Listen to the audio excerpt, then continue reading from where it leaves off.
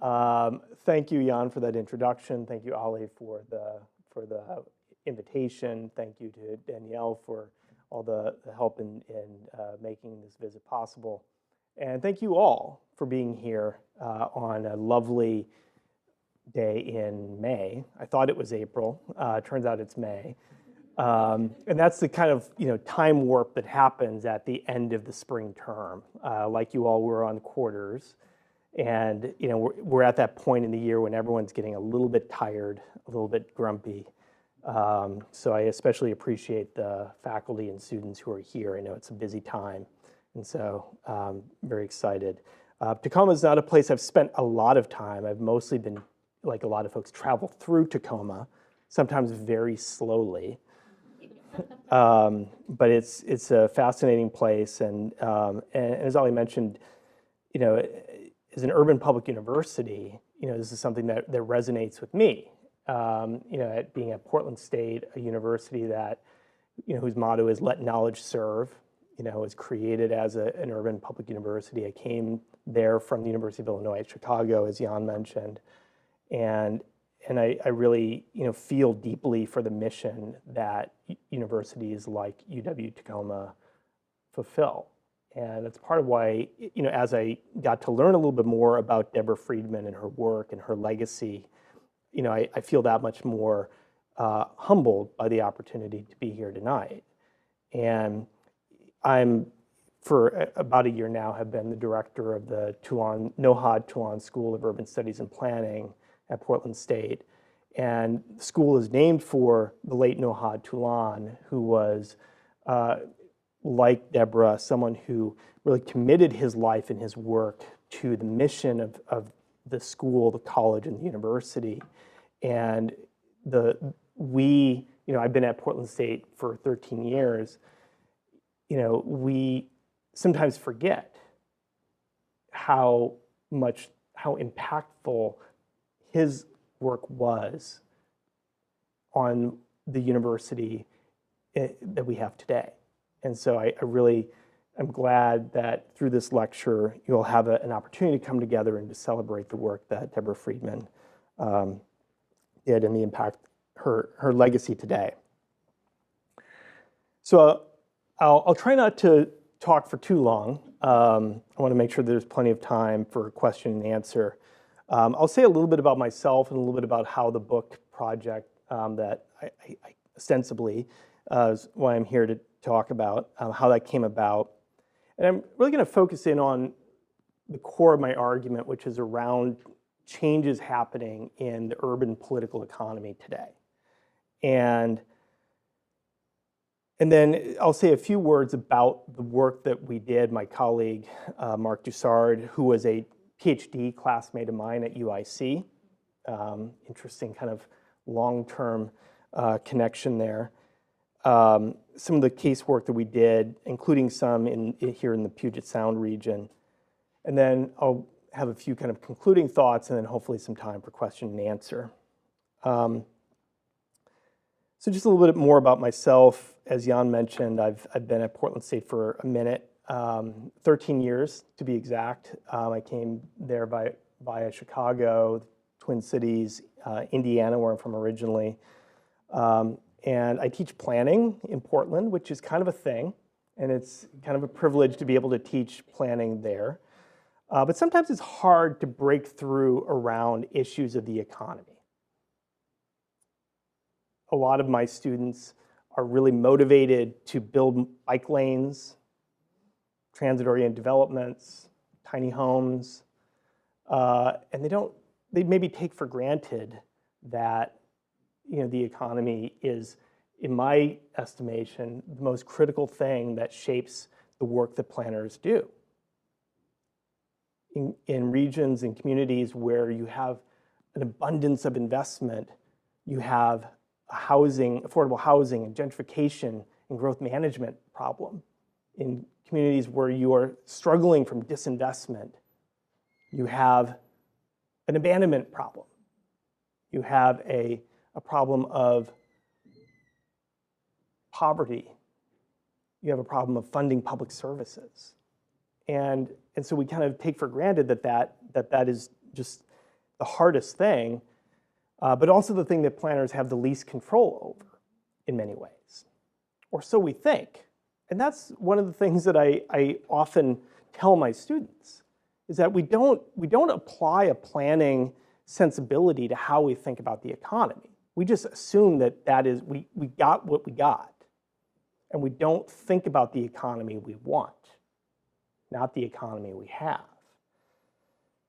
And oftentimes our theories don't help us in that regard.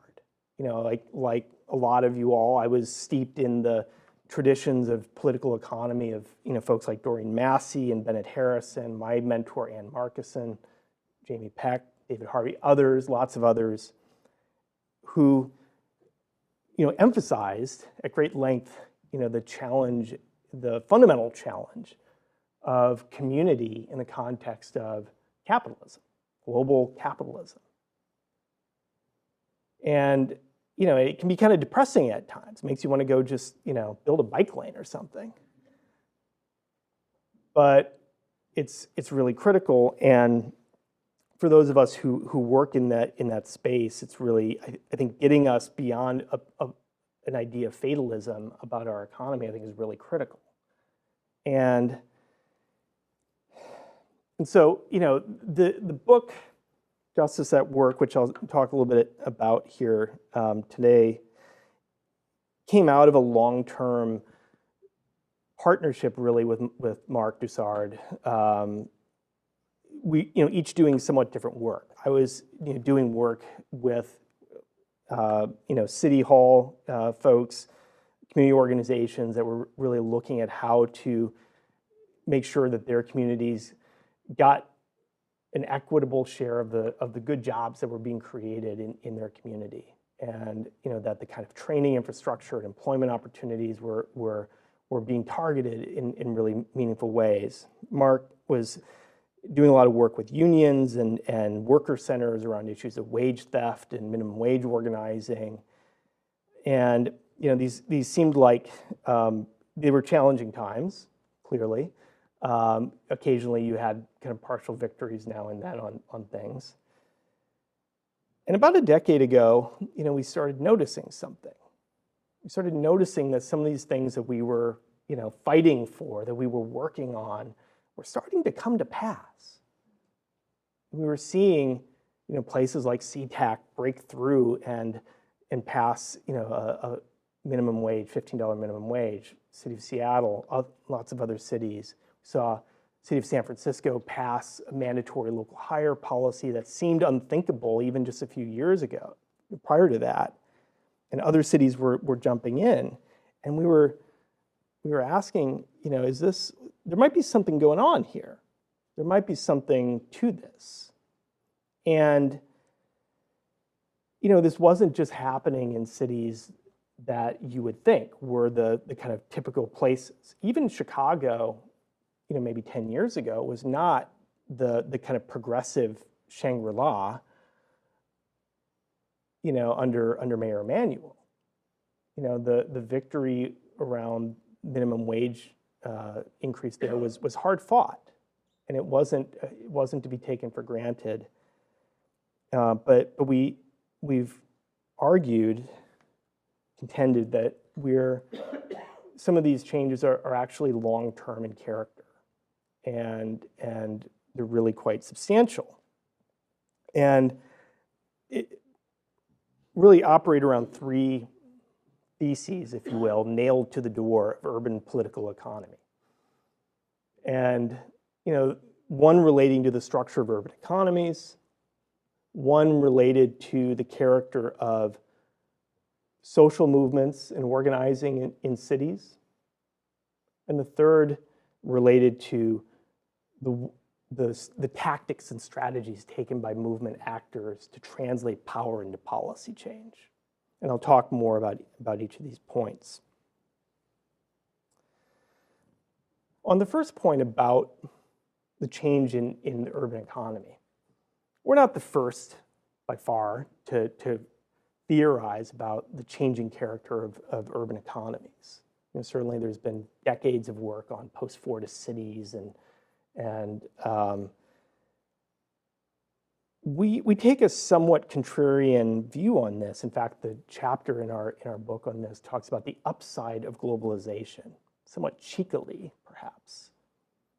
And this is not to diminish for a second the tremendous impact that globalization and the various dimensions of it has had on cities like Chicago, where we were doing our work.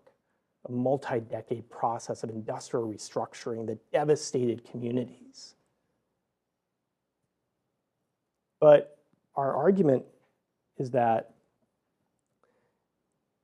lying underneath that is also some leverage. There are some new sources of leverage that cities have to push back and to act and to enact different models in different ways. And each of these different shifts, the shift toward knowledge-based economies, shift toward service sector economies, shift toward finance and real estate-driven growth in cities, contains within it the seeds of leverage. Capital needs cities for knowledge-based industries, certainly for real estate, a place to park all of that capital. And this creates opportunities to intervene. Service-based jobs, these are jobs that are not subject to the same sorts of mobility conditions as the industrial jobs of 40 years ago. And so there was nothing written in stone saying that retail jobs had to be terrible jobs. And the impact of intervening to improve the quality of those jobs wasn't going to push away those jobs to somewhere else. And in this point, we reference here the city limits thesis of Paul Peterson, very, very influential 40 years ago, talking about the limited interest of cities in growth. They couldn't afford to think about equity and redistribution. Now, this is not to say that cities can't care about growth. That is still, on some level, a basic imperative. But it is not the only one. It's not the only, and certainly given the kinds of inequalities that these shifts have predicated and led to in cities, there is an imperative to act, in fact.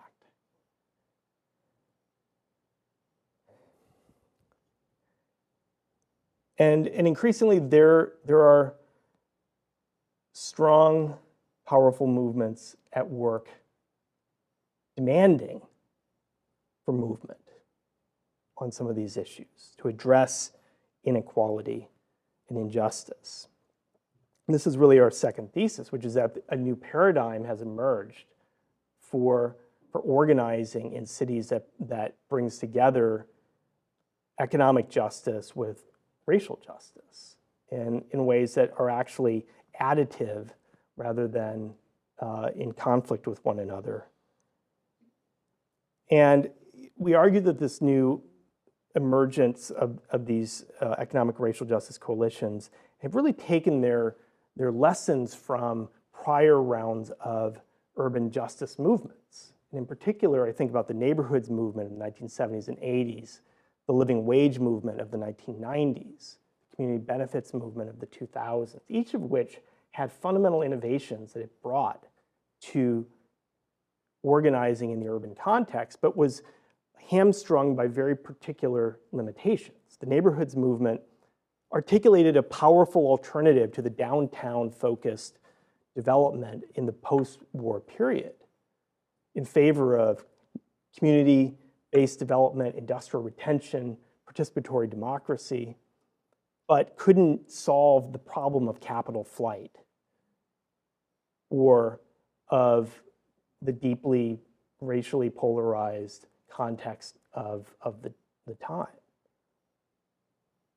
The living wage movement in the 1990s brought unions into partnership with community organizations and community organizers in really powerful and innovative ways. but operating within a relatively narrow band topic-wise.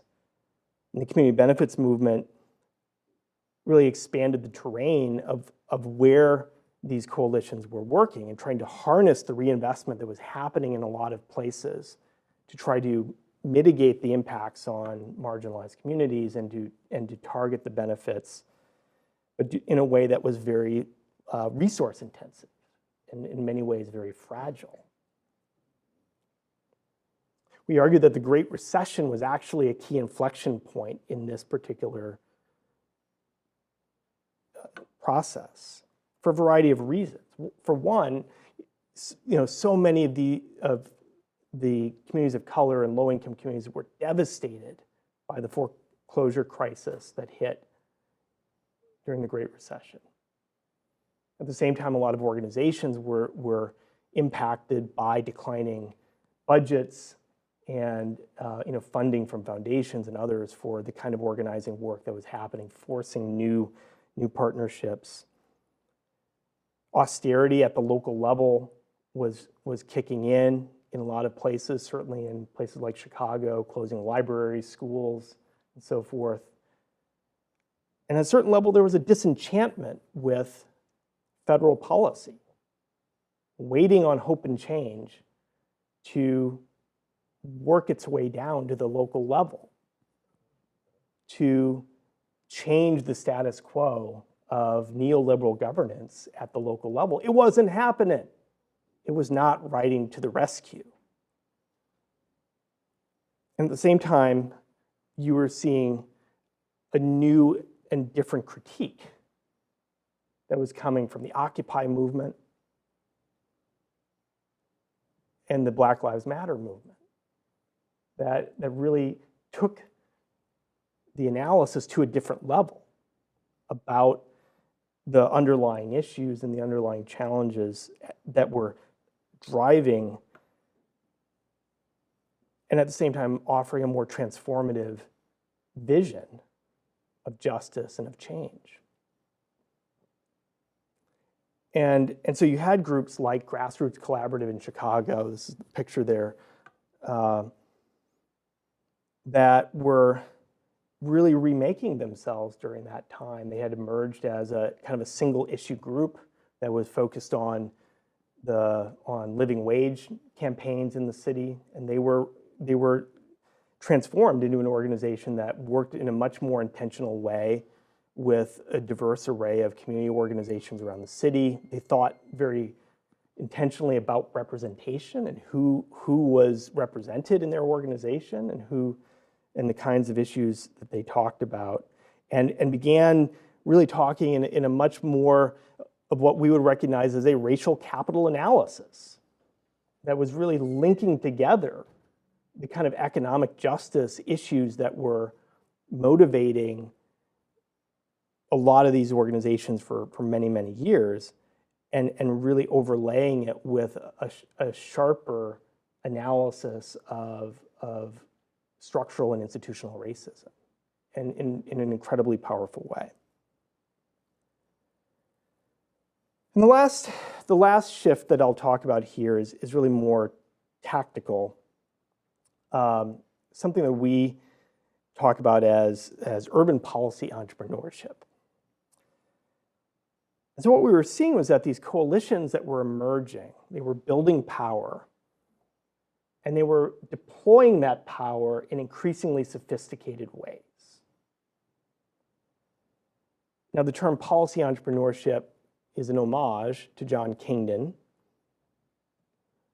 whose 1980s classic, I think I'll get the name right, Agendas, Alternatives, and Public Policies, I think is the name, attempted to make sense of why some policy change made it through at the federal level and why others didn't. And his argument was basically that, it was kind of a contingent result of a variety of different things. And he talked about it in terms of the problem stream, the policy stream, and the politics stream.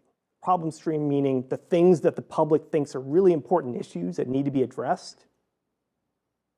The policy stream meaning the things the the ideas, the mousetrap to solve the problem, and the politics stream, the impetus for elected officials to get off their duff and do a thing.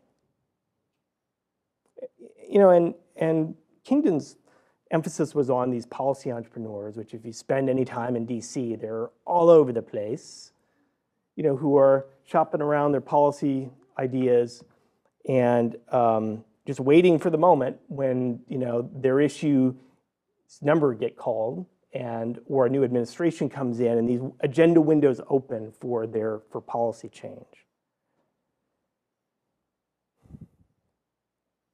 Our contribution, our intervention, if you will, in this literature was to urbanize this particular concept.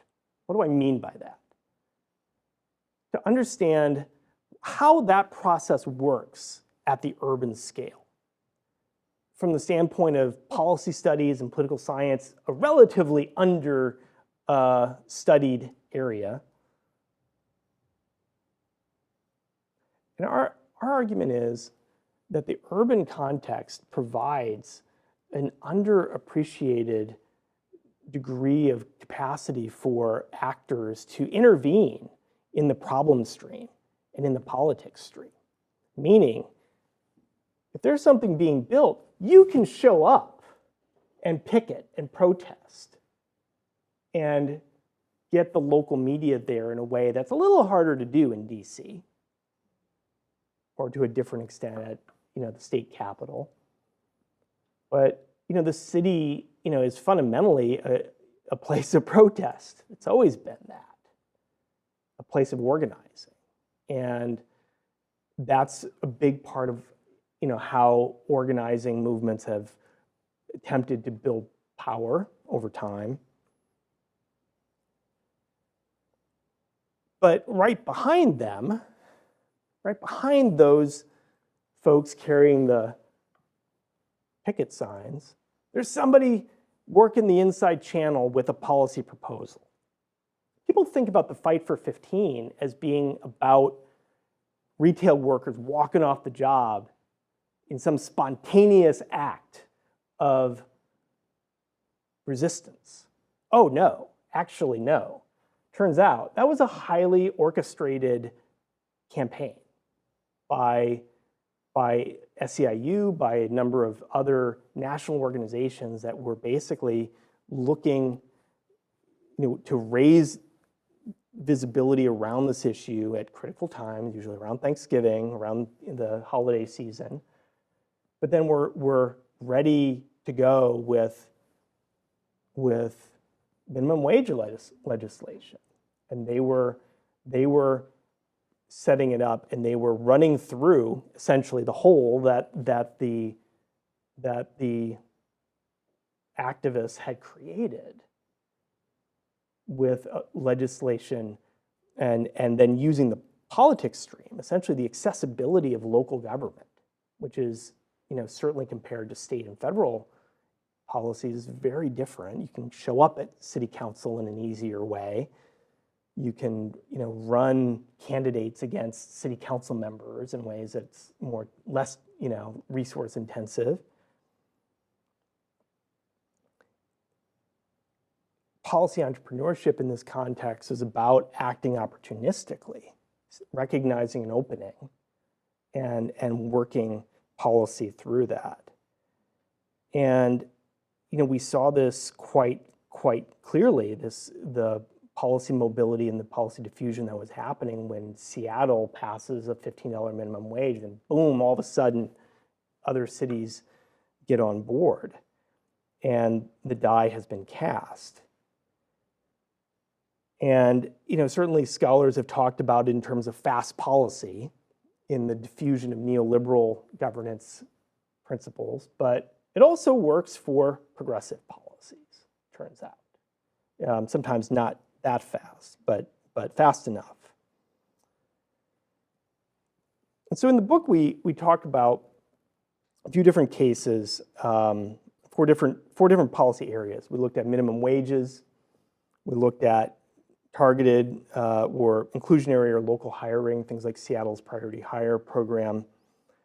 We looked at earned sick time, or what are called fair work week policies that look at scheduling, for example, issues for service work and part-time workers, and then a kind of a broad bucket of policies that we talk about as anti-austerity policies, things like tax policy. And we looked at a number of different places, including here in the Pacific Northwest, in Seattle, Chicago, of course, but some other places like New Orleans, Denver, St. Louis also kind of show up in our analysis, somewhat opportunistically, kind of as kind of a side project of how we were pulling this together in somewhat Frankensteinian fashion. And so rather than dive into any of these kind of specific policy areas, I'm happy to talk about them in the Q&A or specific places. I want to maybe give just some high-level takeaways and overviews of what we found. The first is that progressive policy doesn't always happen where you think it might. Sometimes it does where you might not expect. One of the responses to the cases that we've looked at is like, well, Seattle, well, of course. Other places, like Chicago, again, as I said earlier, not such an obvious outcome. And it wasn't as, certainly these are democratic cities, but also very, business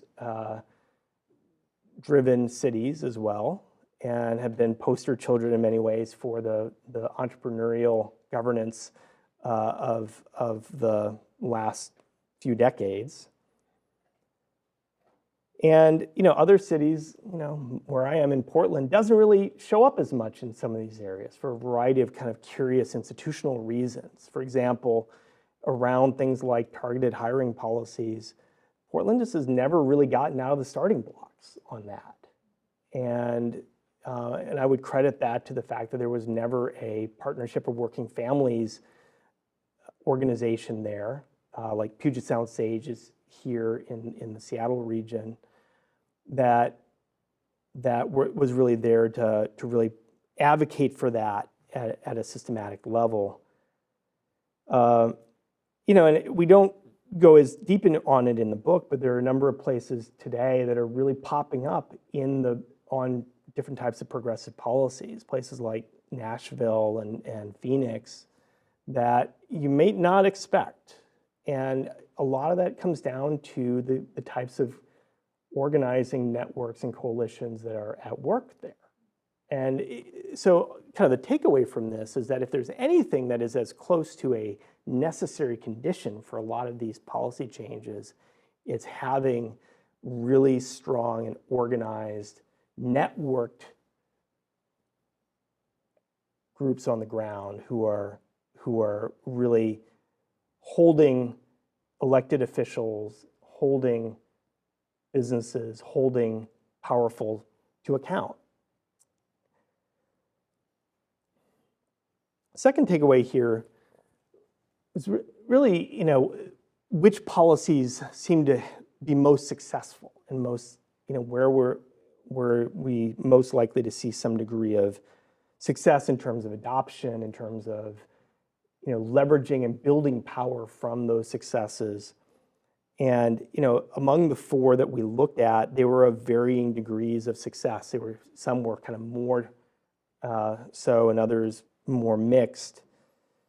And the first point here is really about the character of the organizing. This may seem like an obvious point, but the organizing that really expands and bridges in coalition building to bring different groups and different interests to the table. And this was really true in the context of some of the targeted hiring campaigns that I saw in Seattle and in New Orleans, that groups that had been historic adversaries, in this case, communities of color and construction trade unions, were actually finding that they had common ground in the desire to expand the pool of good jobs in their communities, and that in itself broke through some past barriers that had gotten in the way. The second point is about the discourse and how discourse impacts and can drive and reframe issues, and especially in ways that they're really pulling through some of this intersectional justice analysis. And probably one of the examples we talk about in the book is of the organizing around tax increment financing in Chicago, which is a pervasive tool there for siphoning money out of communities and putting it into development projects. And activists have been working on that for years, as this slush fund that was really taking money away from schools. But it was really the discourse shift that happened to really apply a racial justice analysis to that policy and talk about it as something that was fundamentally a racist conspiracy in a way that was directly leading to school closures in Black and brown communities around the city. That cut through an incredibly complicated issue that had gotten nowhere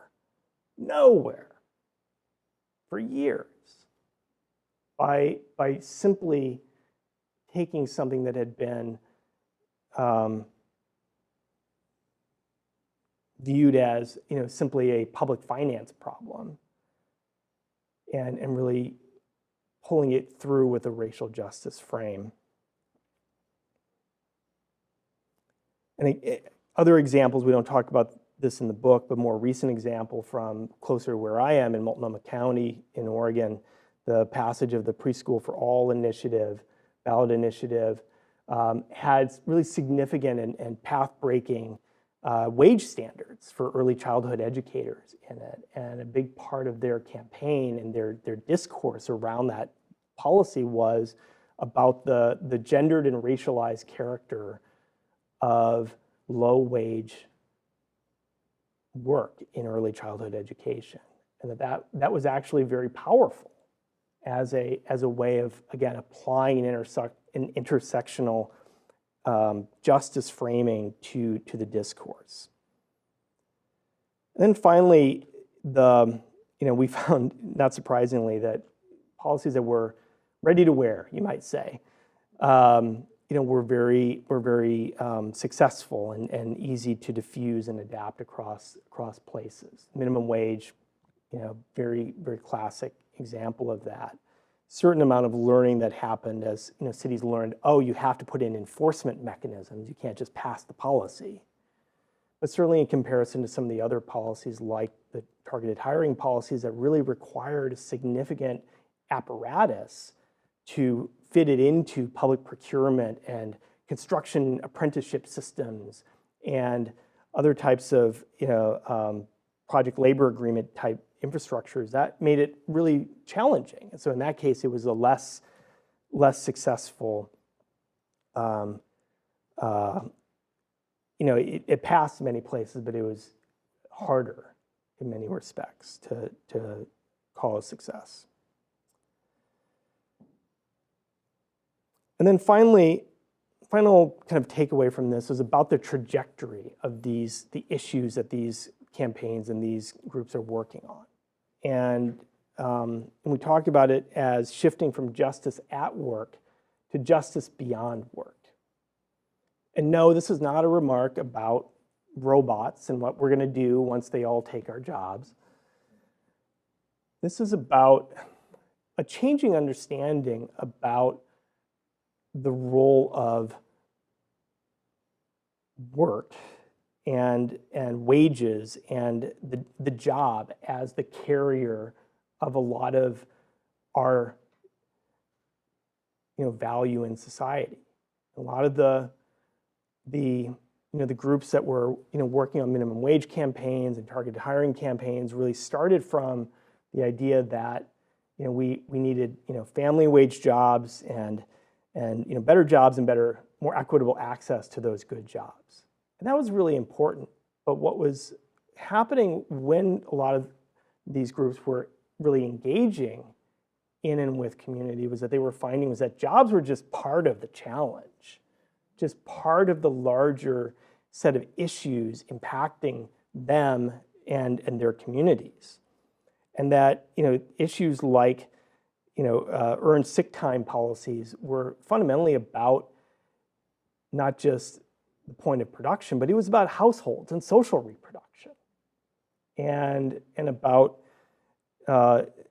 and issues like childcare and housing and education were really moving into an understanding about collective consumption and public goods, and a broader vision of what people needed to flourish. And so this is, again, not to say that good jobs don't matter. They do. They absolutely do. But I think, and I'll come back to this point in my closing, it's not the end of understanding what justice looks like. And for a lot of folks, simply isolating here's what a good job is and here's justice through work, and ignoring all of these other things is missing the kind of embodied reality for a lot of people. And I think the pandemic has in a way helped elevate some of these questions that, people's work selves and the rest of their selves and all of the other issues that they face of balancing work and, raising children and being in community. These are all connected.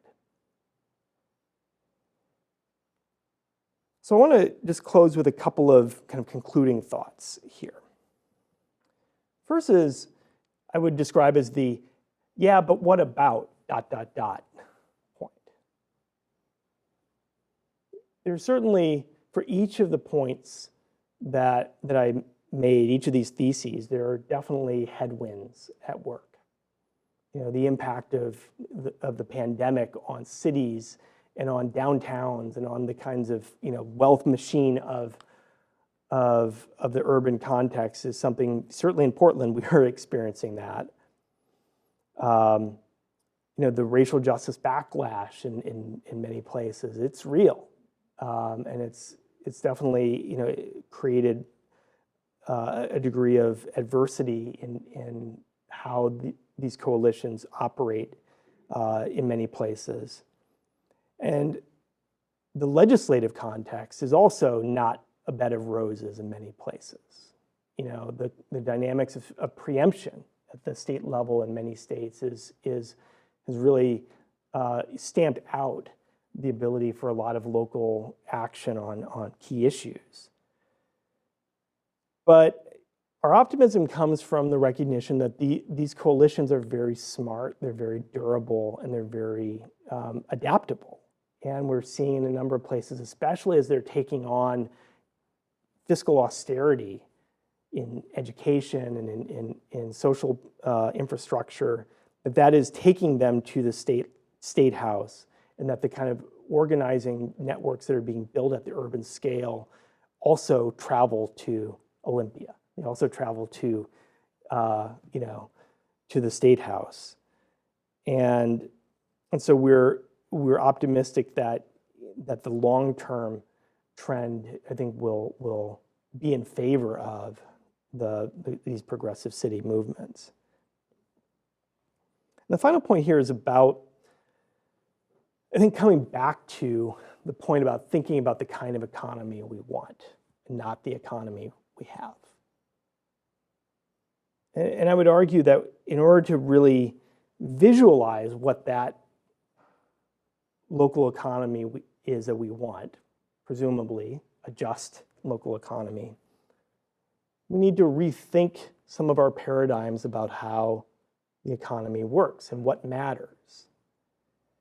And what we want. We want good jobs, we want rising standards of living, we want our economy to be dynamic and innovative and entrepreneurial, but inclusive in how it does so. But our theories, and especially our practice of economic development, focuses on certain groups and not others. It privileges the mobile capital. It privileges the mobile creative class, and not the whole totality of our local economy. we need to rethink our paradigms about the things that are outside of that kind of economic base of our cities, our industrial sectors, our tech sectors, and so forth, to think about the role of the service sector, anchor institutions, healthcare, schools, all of these things that are often ignored by people who study economic development and say, well, that's, you can't grow your economy by taking in each other's laundry, they say. That may be true, but certainly having better paid laundry workers enhances their ability to pay the rent, to make ends meet, to invest in themselves and their families and their communities. And that's ultimately what economic development is about, the expansion of capacity and capability. And so, if we take off our blinders about how we, what we think of as being economic development, then and look at the economy as a whole, then we begin to open up a space for where we can act. And again, the final point, the way of rethinking our paradigms is, again, how we think about justice through the economy. And as I mentioned, we talk about good jobs and jobs with justice, as a shorthand, again, for that sort of Fordist New Deal vision of, jobs that pay well enough to support a family and have benefits that provide for long-term economic security. But again, what we're seeing and what we're witnessing in these justice movements is an emergent vision of justice that is more expansive and that brings these broader questions of human flourishing, community flourishing into view. And I would just challenge us to think about that as economic development, to think about that as the economy we want. And for me, and hopefully for you, this is invigorating. This is a way of actually inspiring us to get out there and to get to work on creating the economy we want. So with that, I appreciate your time and I welcome your questions.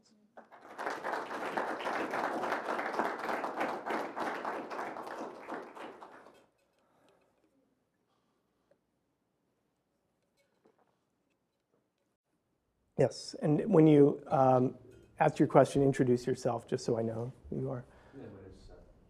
Okay. Just curious, why you think the local economy has more of an opportunity to be just than a global economy? I'm not sure if I would necessarily say that. I think it is, we can't sit around and wait for the creation of a just global economy. I think we can do that locally, and we can act locally. And I don't think that those are opposites of one another. I think we create a just global economy in part by creating more just local economies. And local economies are where we are. That's where, we're in community, and these are not opposed to things that might think on a more global scale. But I would say that our tools for action are more at our fingertips here at the local scale than we might think. And I think we should use any and all levers we can to create a just economy.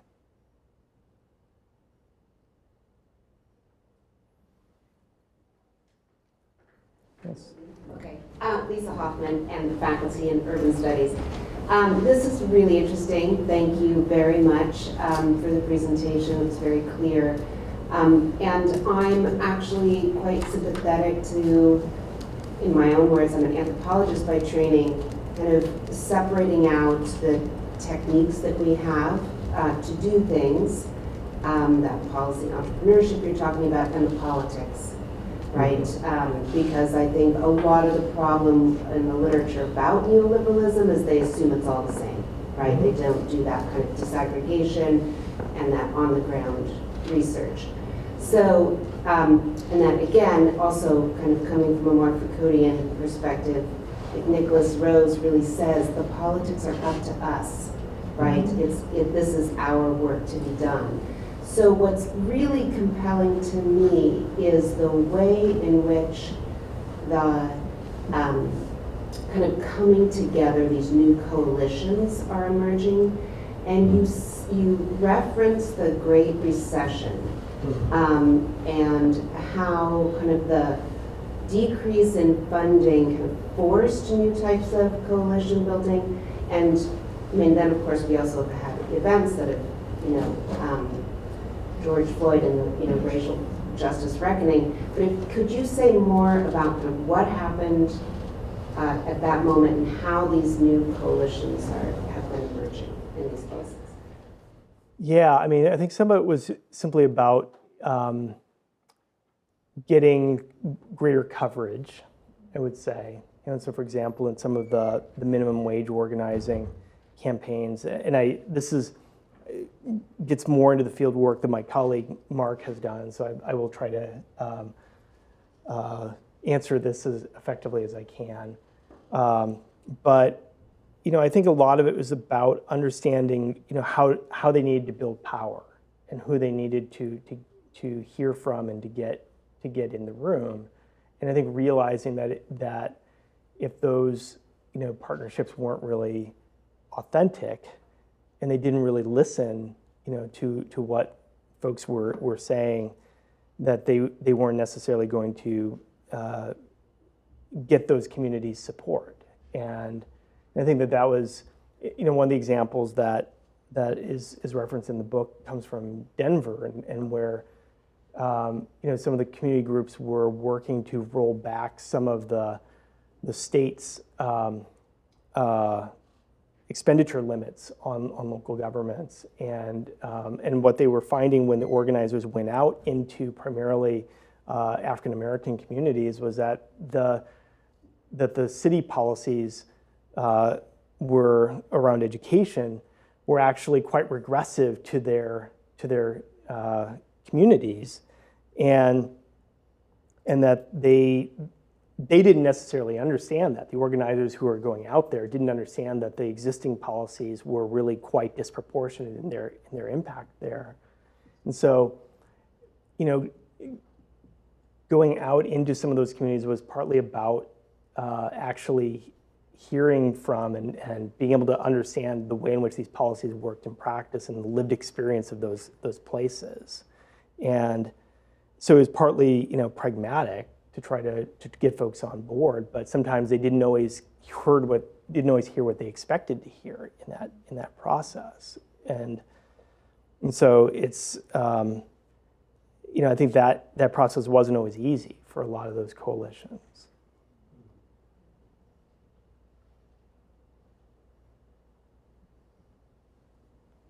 Hi, Anaid. My question, I really appreciated how you ended your talk on this notion of dreaming the economy we want. And so based on the work that you've done, could you please share with us some examples of ideas or thoughts that you've heard coalitions talk about? What is this possible economy? Yeah. No, that's a great question, and I think there's a lot more thinking about it than there is acting on it. I think one of the examples that I would say is closer to where I am in Portland was the creation of the Clean Energy Community Benefits Fund that was created by putting a tax on large retailers in the city. And that went into a $75 million fund that's funding, regenerative agriculture projects or clean energy projects that are community-driven projects, and that are actually fueling investment in and led by communities. And I think this is, a different way of thinking about the almost kind of a different centering of our economy, a centering away from the kind of central power, if you will, of our capitalist institutions, but to thinking about the way in which communities can dream about the things that they need that bring value to their communities. And a number of organizations have really stepped into that opportunity to really build out things that are not just addressing environmental harms in those places, but are actually building out a different economy and a different sort of set of jobs and different set of entrepreneurs in many cases, but actually taking some agency in that. So I think that's one that I find really interesting and inspiring. Yeah, I have one that's still formulating, so hang with me for a minute.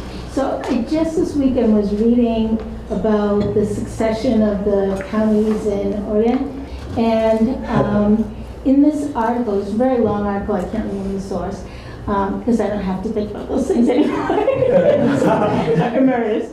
And so the implications were that the urban areas in states, I suppose, are producing a lot of revenue, but that it is going other places. And despite all the organizing and movements and things like that, but how the economic pie has grown substantially during COVID, right? But it has been the top 1% who benefited, and everybody else has sort of suffered, instead of everybody, everybody's boat being lifted. So I don't know what the question is, but can you talk a little bit about where resources go and how you keep them where the people are? I mean, I know there are people in the rural areas too, but they're disproportionately benefiting in some ways from the resources generated in the urban. Yeah. Sorry. Yeah, the complicated, state politics of blue and red counties in a state. Yeah, I mean, I think the role of state houses and state legislatures as distribution mechanisms for a lot of resources, I think, is underappreciated, and I think that has, I think, increasingly come to the mind of a lot of these coalitions. A lot of these economic and racial justice coalitions have really moved their advocacy they've moved from the city to the state, and are really trying to intervene in how tax policy is made, how education funding formulas work, and are really not sleeping on that. And certainly at a federal level, how congressional policy, and how funds get distributed across places is a somewhat inscrutable. I would say I would maybe disagree a little bit on your point about, I mean, yes, the wealth creation over the last 3 years has been, not surprisingly, disproportionately at the top. But I think what's also been very compelling to me is the reinvestment, the return of public goods that we're seeing, and how long that is going to last if we are going to go back and revert back to the austerity vision that had prevailed for 40 years, really. But certainly at the level of states, that's where a lot of these coalitions that have started their work in the urban scale are really moving their work up to see where the money goes, and to really apply that same sort of racial justice analysis that they are bringing to local decision making, and saying, okay, let's see how that works at the Capitol. And I think in some states that works better than others, clearly, but especially in a lot of states where cities are hamstrung, from a legislative standpoint, that may be the best option to try to work that resource distribution channel. So, yeah, I don't know if that answers your emergent question. Yeah, Anne, and then over here. Great. Chris, thank you so much for coming and sharing with us your work. It's wonderful to hear about the work you're doing. I have to admit, I'm Anne, I'm Urban Studies faculty, that I felt a little bit provoked by your, it's not an unusual assertion, but to say that the economy is it and like the most important thing. And surprisingly provoked, because I think I wouldn't have been bothered by that a few years ago. And I think if we go back to our Marx and think about the kind of proxy value of our exchange economy and the fact that in effect we've conditioned ourselves to accept the notion that all of these transactions that are represented by the market are their own kind of naturalized reality. I'm reminded of somebody I interviewed doing research in Denver a long time ago. He's a brilliant designer, and he said the world is shaped by culture.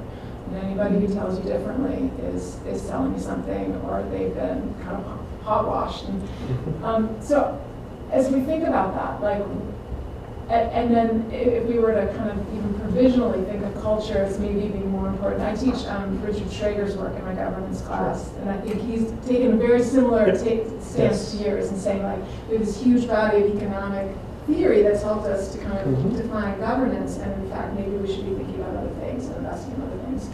That if we started to think about culture differently, how we could do so from an empirical and outcome-oriented way instead of a moralizing and kind of categorical way. But that like to, because I'm curious if you ever think about like what does it buy you to assert that the economy is all that there is? And might it buy you different things to think about other? It gets me more students in my economic development class. That's what it buys me.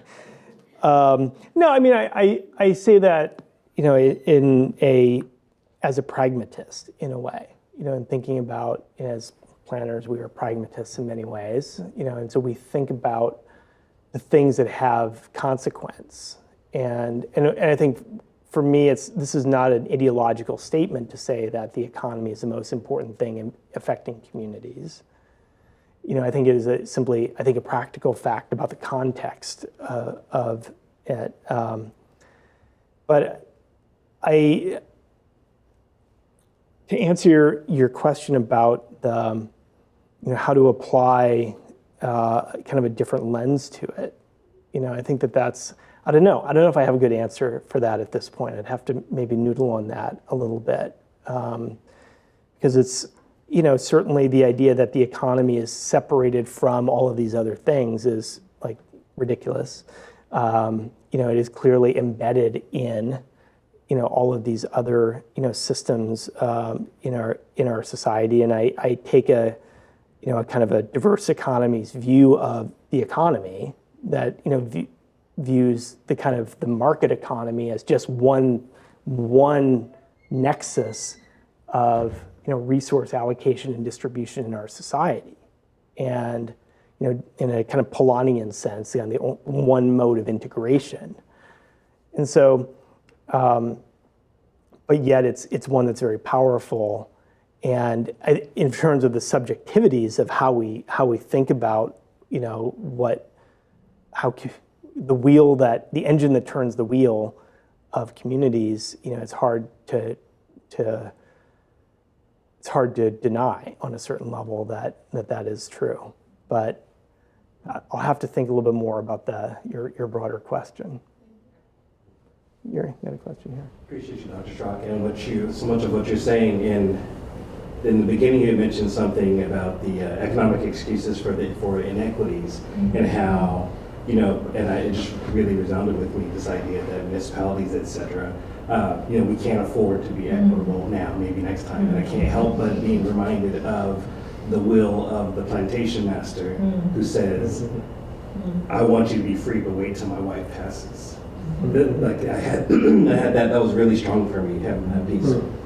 So to mention that, and then also you're connecting the disconnect between the needing and the doing. And I'm JD, by the way, and I work in community development locally. And one of the things I found it to be really true, this truth between you can have all the righteous indignation in the world, and if it's disconnected from the folks who have the need, how wrong that can be. And I loved your example. I hadn't heard of that example before. considering those things, the biggest takeaway I have, that's just where I am in my life, in my career right now, is this notion of ready to wear. I really, really like that, the naming of that, and also I see it happening, because all of a sudden you can have, and this is just like a field example of this from my perspective, where you'll have someone in state government, they say, hey, we have this extra money, and then this person who's been asking for money for years, all of a sudden they are set up, and they say, hey, we need money for this, can you do this? And then you get the funds. And that's always great, we love when that happens, but what if I'm always left with the thought, what if we could have gotten ahead of this? At least we have that, right? At least we have this situation where there is some type of bridge between where they know that there's some kind of receptacle for the money somewhere. Mm-hmm. But I'm curious what because you said ready to wear, I just want to see if you could talk more about that. Like how does that show up in your cases? And to give us more examples. Yeah, I think all of these organizations, and particularly the ones that are working the kind of the policy channels, and a lot of the groups on the ground, these coalitions were working with folks who were connected, to networks of people in other places who were putting really interesting ideas into practice. And the kind of policy mobility sphere that happens there, there's always a new thing that's coming through, and so sometimes certain ideas can push through in the slipstream of some of the other policies that have been able to be passed. So for example, in our book, we talk about the example of some of the earned sick time legislation that passed in a number of states and cities, kind of very much in the wake of the minimum wage policies. It was many of the same kind of coalition actors, a lot of the same people, and they kind of had that on their list of other things. And even though on their own, the problem stream formulation of that was challenging. It was hard to. It was a policy without a kind of a clearly formulated problem, or with a multiply formulated problem. And in places where there hadn't been that sort of advance, policy victory around minimum wages, those struggled to really get anywhere. And so, all of these, policy entrepreneurs, they have some, menu of things that they are trying to work through. And, sometimes it's putting forward the one that gets, is most compelling, has the strongest sort of discourse, and then you've got your team assembled, and you're able to get other types of policies passed, as a result in the wake of that. And so, and sometimes it can look like different things. For right now, I would say the flavor of the month has been guaranteed income pilots. So a number of cities have been using Recovery Act money or rescue plan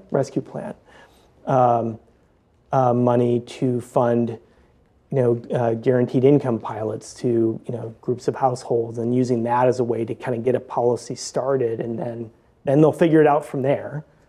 But it was a low barrier to entry sort of policy. You had different sorts of policy networks on the West Coast and the East Coast that were taking the Stockton, California experience and trying to replicate and transmit that in other places. And so, all of these different organizations, they're on the listserv, you might say, for a lot of these sorts of things, and they are learning from one another. And I think that's part of the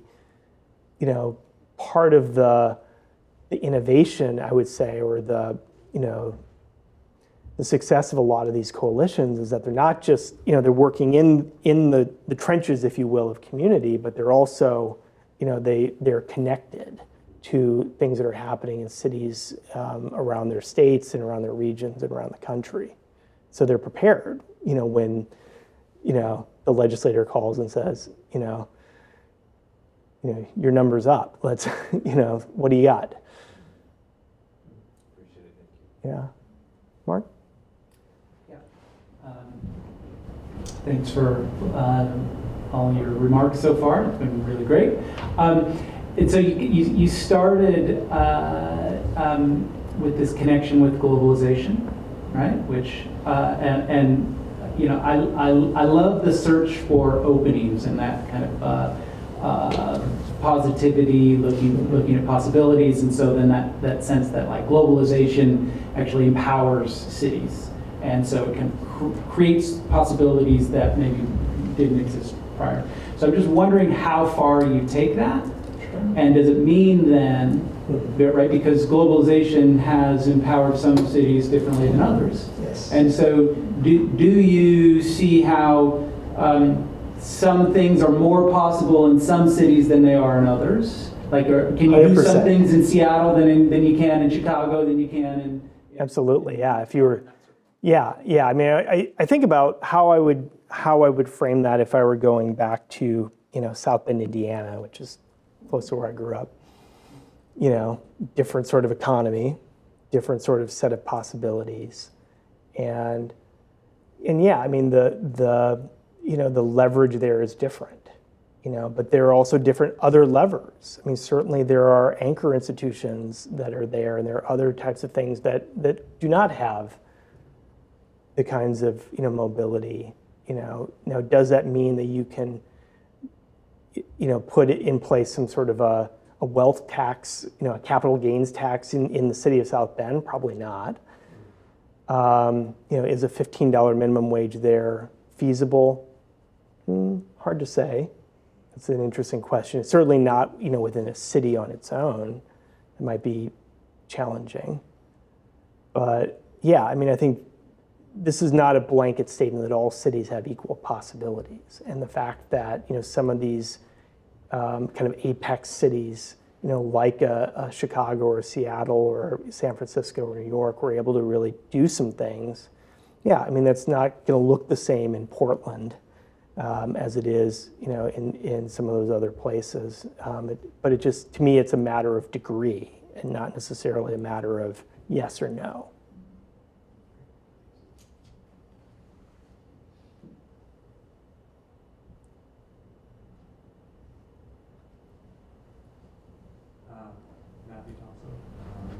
Here, so I'm a member of one of our groups.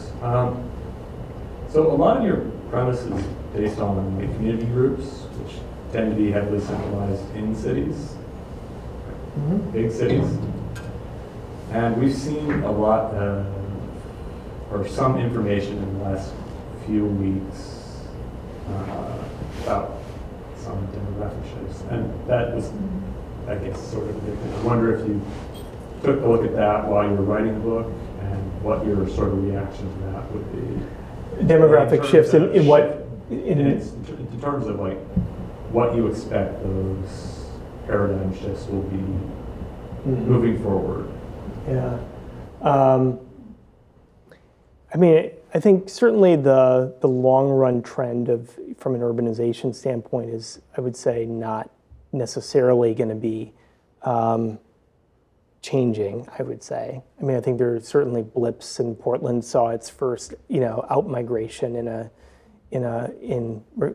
modern memory, you know, in the most recent census data. But, you know, I think the idea that cities are going to continue to be where the action is. And I think what I see, at least in some of the migration data, which I don't know if that's what you're referring to from a demographic standpoint, is that I think the action is moving from, you know, the Seattles and the San Franciscos and the LAs to the mid-sized cities. And there's a lot of really interesting, you know, kind of agglomerative powers that are being unlocked in some of those places that were kind of secondary and tertiary cities within those networks. And I think that's also, you know, changing the economic possibilities in those places. You know, certainly as the ability to kind of move away from, you know, the San Franciscos becomes more cost beneficial, you might say. But it's also impacting those places and the housing markets and the existing residents of those places as well. And so, I anticipate that there's, to the extent that there isn't already, that's, a degree of organizing and movement building in some of those places that are seeing new investment coming in and seeing the impact that it has and seeing the kind of dualization that's, created in some of those cities.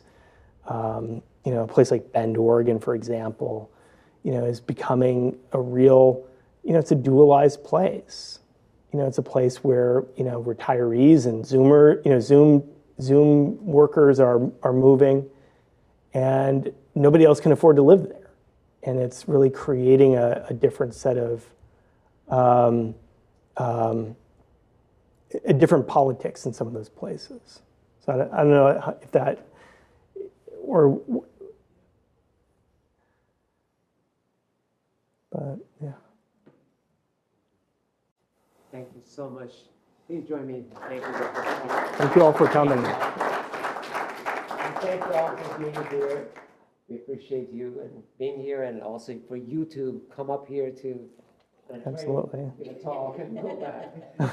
So we appreciate that very much. Yeah, Thank you for absolutely. being with us. All right. Have a good evening. Thanks a lot.